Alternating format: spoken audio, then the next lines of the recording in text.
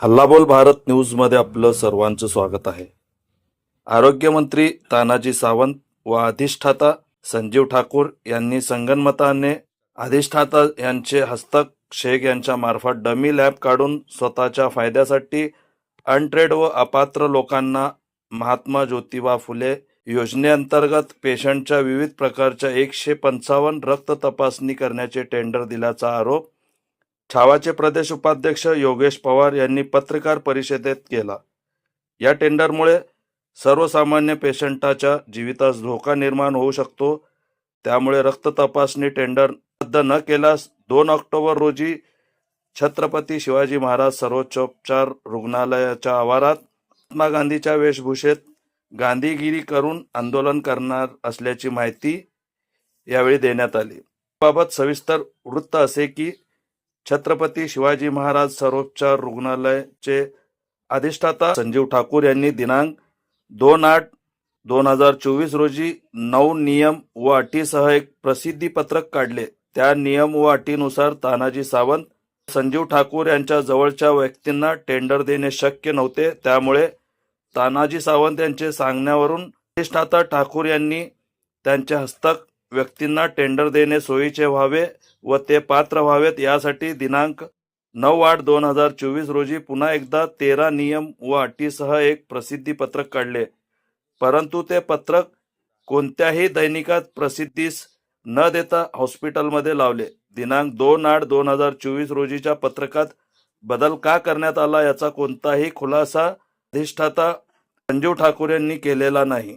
वास्तविक पाहता तानाजी सावंत संजीव ठाकूर यांनी शेख नामक हस्तकामार्फत त्यांच्या जवळच्या सद्दाम हेल्थ फर्स्ट डायग्नोस्टिक व अल्ताफ मुल्ला AHM पॅथॉलॉजी यांना टेंडर देण्यासाठी नियम व अटीमध्ये चेंजेस केले आणि हेल्थ फर्स्ट डायग्नोस्टिक यांची स्वतःची रक्त तपासणी लॅब नाही, ते फक्त पोस्टमन सारखे सिव्हिल हॉस्पिटलमध्ये पेशंटचे रक्त घेऊन 2 ते 3 किलोमीटर लांब त्रयस्थ लॅबकडे देऊन व तिथून तपासणी करून हॉस्पिटलकडे देण्याचे काम करणार आहे. असे असतानाही त्या लॅबला 77 तपासण्या करण्याचे टेंडर देण्यात आले.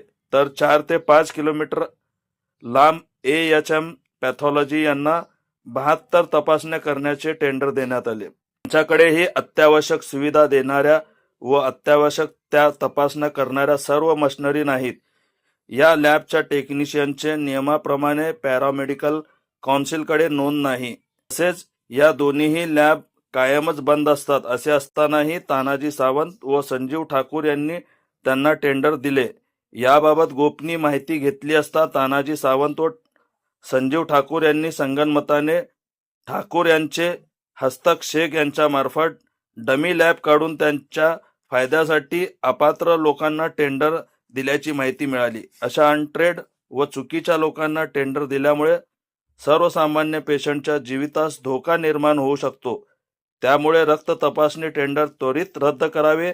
या टेंडरमध्ये सहभागी डॉक्टर पोद्दार लॅबोरेटरीज व ओम श्री लॅबोरेटरीज यांच्याकडे सर्व अत्यावश्यक सुविधा देणाऱ्या मशिनरी असून त्यांच्याकडे स्वतःच्या लॅब असताना सुद्धा त्यांना अनुक्रमे 5 व 1 रक्त तपासण्या करण्याचे टेंडर देण्यात आले. या दोन्ही लॅबकडे 155 रक्त तपासणी करणाऱ्या मशिनरी व तज्ज्ञ टेक्निशियन असून त्या दोन्ही लॅब हॉस्पिटलच्या आसपास आहेत. असे असतानाही या पात्र लॅबना फक्त 6 रक्त तपासण्या करण्याचे टेंडर देण्यात आले. त्यामुळे सदोष टेंडर प्रक्रियेची सखोल चौकशी करून अपात्र व्यक्तींचे टेंडर रद्द करावे.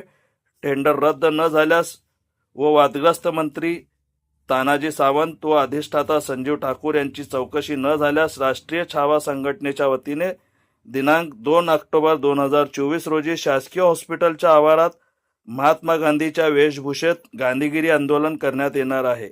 या पत्रकार परिषदेस प्रदेश उपाध्यक्ष योगेश पवार, संजय पारवे, रतिकांत पाटील व मल्लीनाथ बिराजदार हे उपस्थित होते. आपल्या शहरातील ताज्या घडामोडी पाहण्यासाठी हल्लाबोल भारत न्यूजला सबस्क्राईब करा आणि बेल आयकॉन प्रेस करा.